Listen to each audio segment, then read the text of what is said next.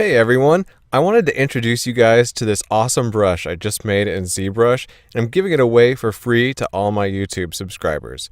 Now, I just want to demonstrate exactly what this brush does and why it's so powerful.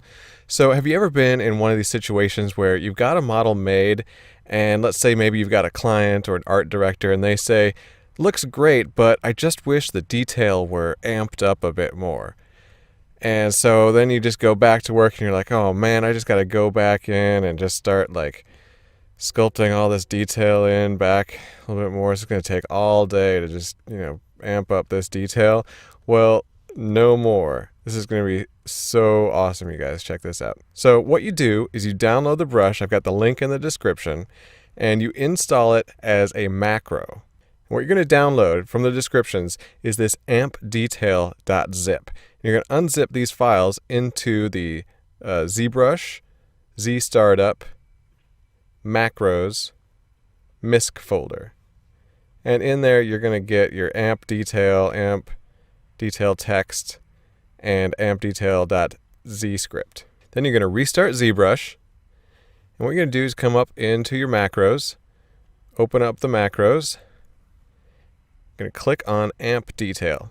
And what it's going to do is going to calculate what this extra detail should look like first.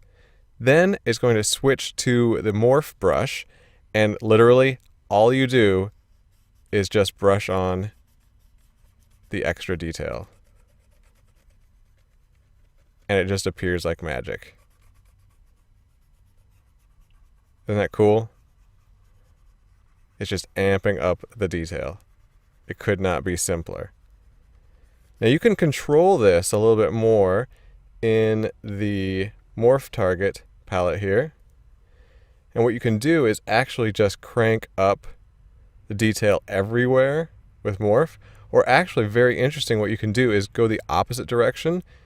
Now I've already painted on extra detail in some areas, but if I hadn't painted anything on, so let me actually go back and set that to 0. I'm going to hit Control Z to undo that extra detail that I put on there.